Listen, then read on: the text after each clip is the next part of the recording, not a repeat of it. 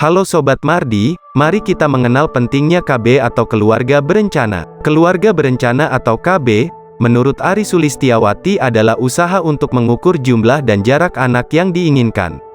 Agar mendapat hal tersebut, maka dibuatlah beberapa cara atau alternatif untuk mencegah ataupun menunda kehamilan. Menurut WHO tahun 1970, adalah tindakan yang membantu individu atau pasangan suami istri untuk 1. Menghindari kelahiran yang tidak diinginkan, 2. Mendapatkan kelahiran yang memang diinginkan, 3. Mengatur interval di antara kehamilan, 4. Mengontrol waktu saat kelahiran dalam hubungan dengan umur suami istri, 5.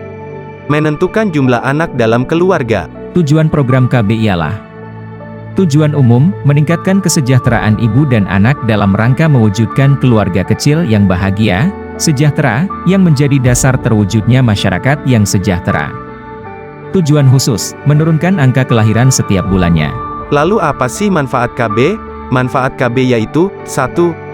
Menurunkan angka kematian ibu, 2. Mencegah terjadinya kanker uterus dan ovarium, 3. Memberikan kontribusi bagi pembangunan berkelanjutan yang berwawasan kependudukan. Apa keuntungan dan kerugian KB?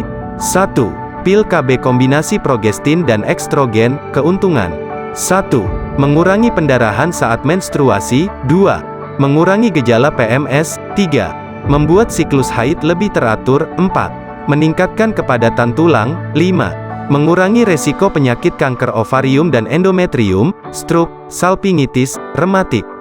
Kerugian: 1. Meningkatkan resiko hipertensi dan penyakit kardiovaskular, 2. Peningkatan berat badan, 3. Dapat mengganggu produksi ASI, 4. Tidak mengurangi resiko infeksi menular seksual, 2. Kontrasepsi suntikan atau KB suntik, keuntungannya adalah, 1. Tidak mengganggu hubungan seksual, 2. Tidak mengganggu produksi ASI, 3. Cocok digunakan bagi klien yang pelupa. Sedangkan kerugiannya meliputi, 1. Kesuburan lama kembali, 2. Tidak melindungi dari PMS, 3. Kegemukan, 3. Implan, adalah alat kontrasepsi dengan cara memasukkan tabung kecil di bawah kulit pada bagian tangan yang dilakukan oleh dokter Anda. Dengan cara kerja, A. Mengentalkan lendir serviks, B. Mengurangi proses pembentukan endometrium sehingga sulit terjadi, C. Implantasi, D. Menekan ovulasi. Efektivitasnya, sangat efektif, dengan kegagalan 0,2-1 kehamilan per 100 perempuan. 4. Alat kontrasepsi dalam rahim atau disingkat AKDR atau IUD. Teknik kontrasepsi ini adalah dengan lokal memasukkan alat yang terbuat dari tembaga ke dalam rahim. Dengan cara kerja: A. Menimbulkan reaksi keradangan lokal dalam endometrium cavum uteri sehingga menghambat terjadinya penempelan sel telur yang telah dibuahi ke dinding rahim. B. IUD diduga juga menghambat motilitas tuba sehingga memaksa sperma berenang melawan arus. Keuntungannya antara lain: 1. Bisa digunakan untuk metode jangka panjang. 2. Bisa digunakan untuk klien yang mempunyai tekanan darah tinggi. 3. Tidak mengganggu produksi ASI. Lalu kerugiannya? 1. Mengganggu hubungan seksual. 2. Harus datang ke tenaga medis kesehatan untuk memasang, melepas dan kontrol. 3. Mahal. 4. Tidak bisa mencegah dari PMS.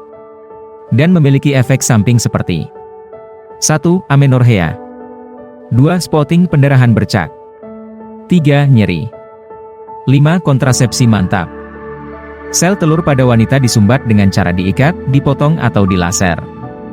Sterilisasi pada wanita ini juga bisa dilakukan dengan pengangkatan rahim. Cara kontrasepsi ini bersifat permanen. Sedangkan pada kaum pria, sterilisasi dilakukan dengan cara memotong saluran sperma. 6. Metode kalender.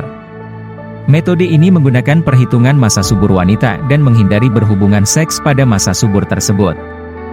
Dan memiliki keuntungan: murah, tidak menggunakan alat atau hormon.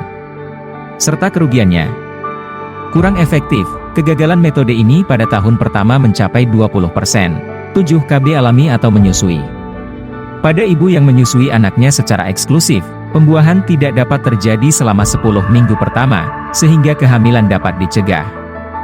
KB alami memiliki keuntungan sama seperti sistem kalender. Dan memiliki kerugian, kurang efektif.